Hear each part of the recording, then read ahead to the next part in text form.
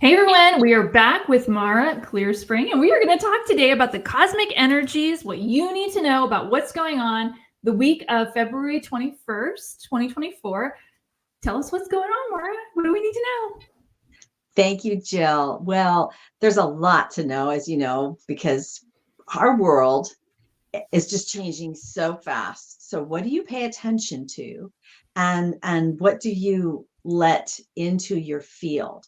And sometimes there's things coming in you don't even know about, but they're affecting you. This week is one of them. Whether you follow astrology or what's happening with the sun, you're being affected by what's going on. For one thing, the sun is still at the solar maximum. So it's sending all kinds of energies towards us, basically into our whole solar system, but especially we feel it especially when it's directed at us.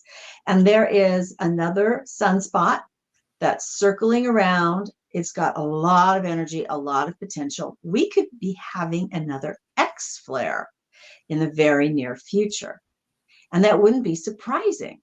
And by the way, X flares, what they do, if you're a sensitive soul, especially, they can really affect you in a way of either making you feel sick and tired or jazzed up with all this fantastic energy, right? So it can go either way. Well, at the same time, we have amazing cosmic conjunction between the feminine and masculine principles, Venus and Mars. And both of these energies have been renewed by encountering Pluto back not too long ago, about a week ago, where they met Pluto at 0 degrees of Aquarius. Why is that important? Because Pluto is the god of life and death and transformation through destruction. And so it's a big take apart for the masculine principle and the feminine principle.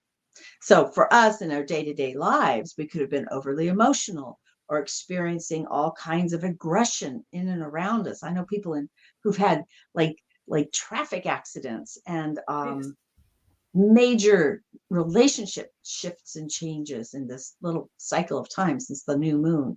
And tomorrow, the 22nd of it's today, tomorrow, moving towards the full moon, Venus and Mars conjunct. So they're bringing these two energies, these reborn energies, together in a creation, what I'm calling an alchemy. So it's not like it's bad. It's like they shed the skins of their previous identity. So our own identity around what's feminine and masculine for me. Where do I want to move forward in my life?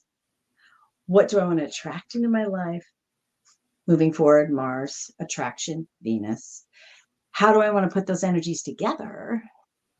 And what do I want to create? Because it's an alchemical moment where something new can be born from this old stuff. So let me ask you on this one. Could this cause, tell me if I'm wrong, could this cause people to start to infatuations maybe with somebody that isn't really going to be a real relationship? Yeah, right now, especially, we're vulnerable to the fantasizing, romanticizing nature of our hormones and our imaginations, and maybe what our previous programming has been around what love's supposed to look like. So yeah, if you start a relationship right now, Jill, it may not be a long-lasting one. Interesting. So Yeah. the only reason I asked this is because this is one of those weeks where I've gotten a lot of people calling who've booked reading sessions who have kind of what I call fake boyfriends. Like one of them legit found out she was being catfished. Another one thought there was more to it and then realized there wasn't, and it was good in both cases because they saw it. But I wondered if that was part of the energy that's circling around, because I don't usually see two of those in 1 week.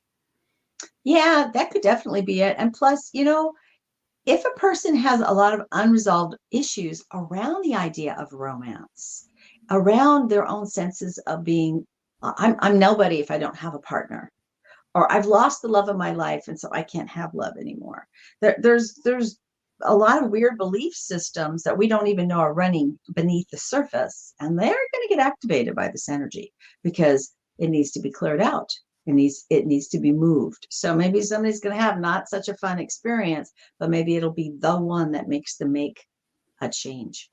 It's interesting too, though, because the same energy of manifesting a boyfriend, a relationship, can also be used to manifest a business. So what I'm hearing you say is that you can be creating new clients or a new business or a new business idea with this same energy. But in both cases, tell me if I'm wrong, what I'm hearing you say is that you need to take your time and just make sure this is something real before you start scribbling his last name on your notebook. Yeah. And anytime that's appropriate, but especially now, because what Venus and Mars coming together does is inspire passion. And passion doesn't have a light or a dark side. It's just an energy. It's a fuel, just like a solar flare. It's an intense eruption of life force energy. It's orgasmic. So where are you going to put that energy? Where are you going to put it? Right? So you could put it into a false fantasy relationship.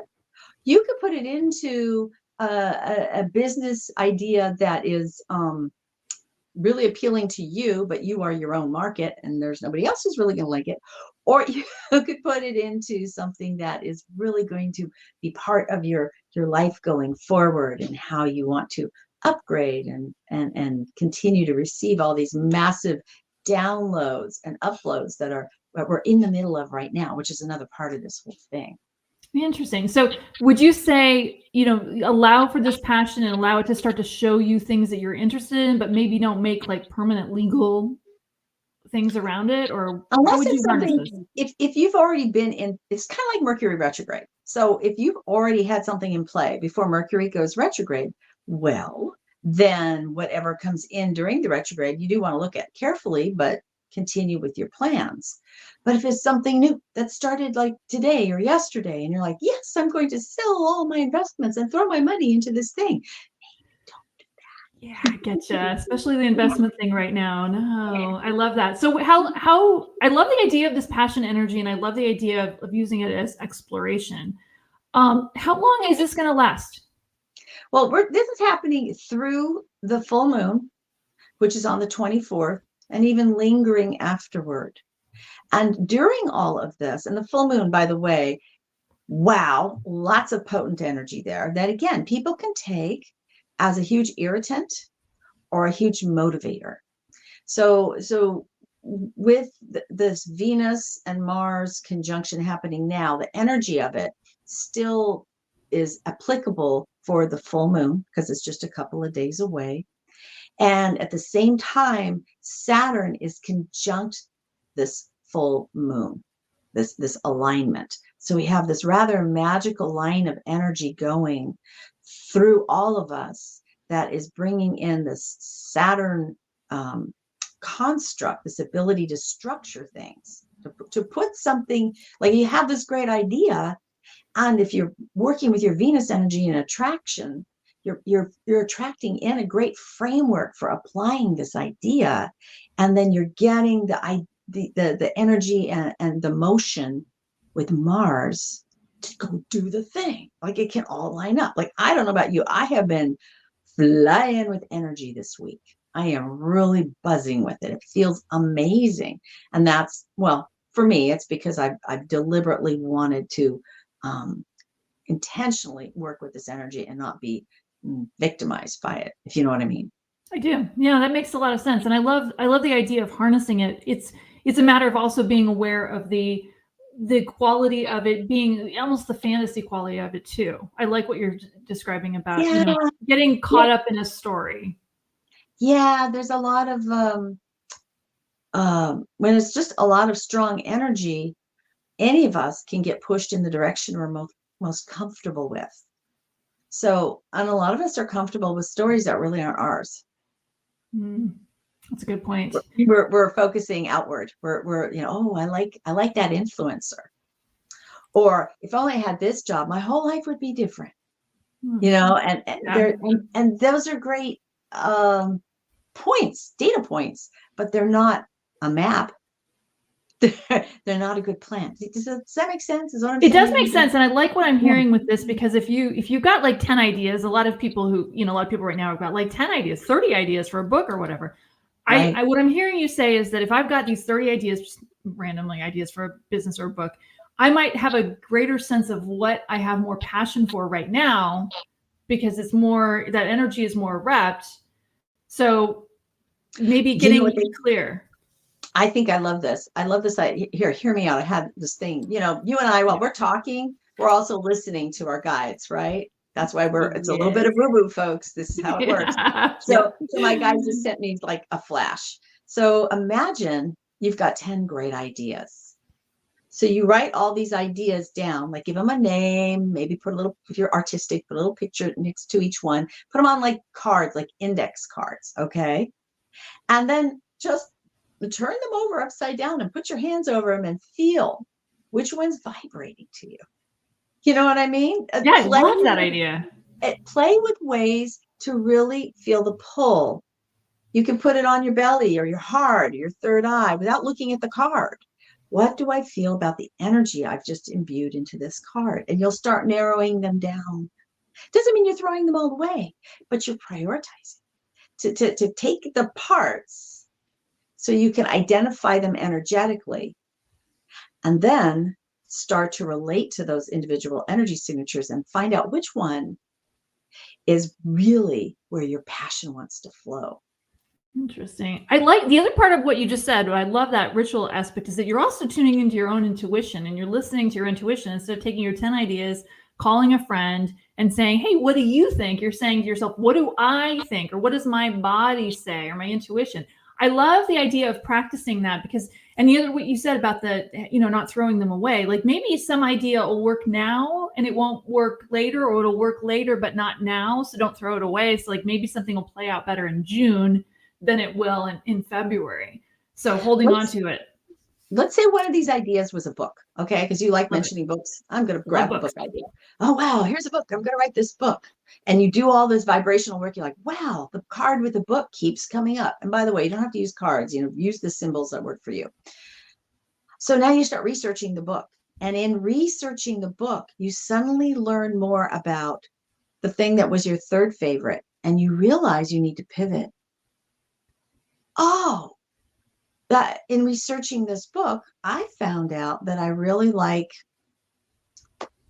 I don't know, some cooking, something that has to do with cooking and nutrition. And I have to go this direction. I need to change my diet. I need to start cooking better for myself. My passion has to be for me right now so that I can be properly fueled and then write this book. I mean, maybe that's a dumb example. No, that's a perfect example because that's exactly how spirit works. Spirit doesn't say, hey, go A and B and that's it. That's, direct line. Spirit says, you're going to get to B, but you got to be ready first by doing the research and figuring out, hey, that idea I had, it sounded great, but there's only like 3 people that would read that book. But this other thing, this is a huge market for this. Like everybody wants the other book. And you had to get, go ahead. No, go ahead. I was just going to say, and you had to have the experience of that journey to get to the place of, and all the information that you gain from that journey. And people ask me all the time, oh, that was such a waste of time. Why did I get sent off on this rabbit hunt or whatever they call it? And I totally get why, because spirit is like, you wouldn't believe it if you hadn't seen it for yourself by researching it yourself. What are your thoughts on that?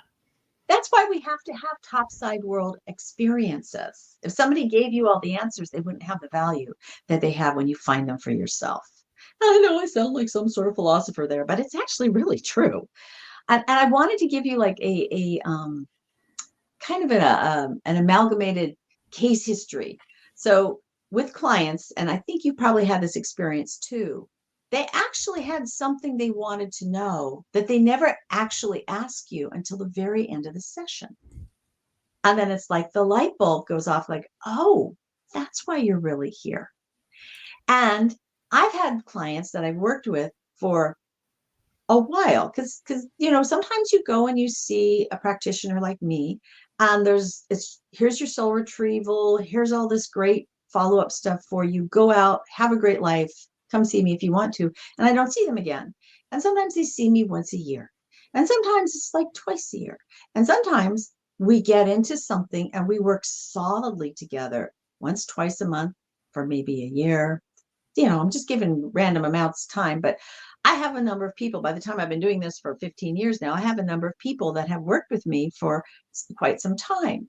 And it is so amazing. If I told them at the beginning, oh, spirit says, bah, bah, bah, bah, then they wouldn't have gone there. But if I could just hold space and have this awareness of these destiny paths are slowly narrowing down to this thing that they want. And patience, I have to have patience because they need to take their time to do it. It's amazing. I've gotten to witness this phenomenon with a number of different clients just this month. And I totally attribute it to Pluto moving into Aquarius and people like getting their heads swiveled in the different direction. And all these things they've been working on for some of them for years, some of them for a few years are making sense. The alchemy has happened and they now have found their new gold. It's chicken skin. No, I love it. I love it. And it also reminds me of the reason, like you described, the reason why sometimes when you, even a very gifted reader person comes with a question and you have, spirit doesn't give you an answer. And it's not because we're holding out. It's because if I told her that she was going to move to some place that's clear across the country, she might like do something to ruin it. And spirit doesn't want that. And you need to go around and find the answer yourself.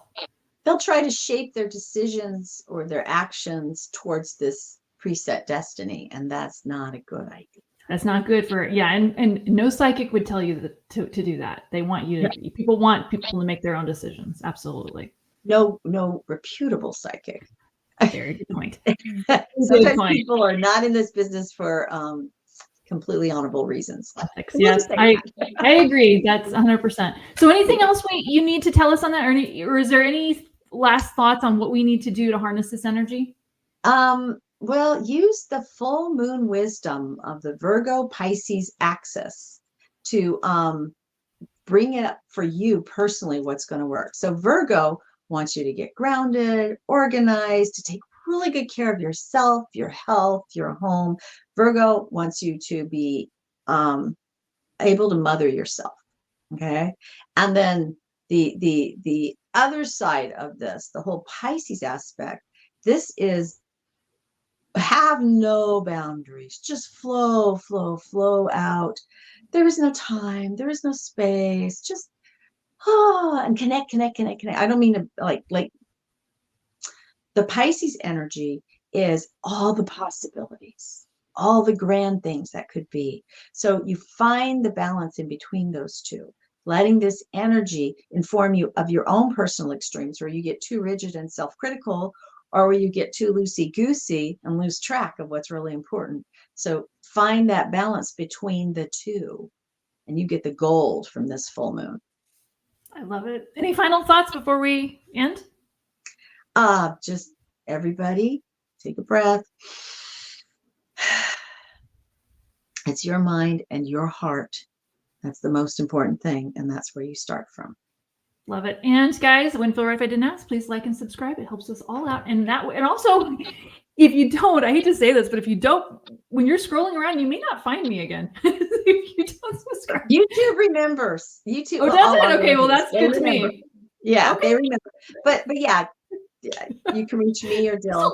Still do that. Yeah. Awesome. Thanks, guys. If you have any questions about future things you want us to talk about, just put them in the comments and we'll take a look at it. Maybe we'll address it on a future recording. Okay. Thanks, guys. Bye.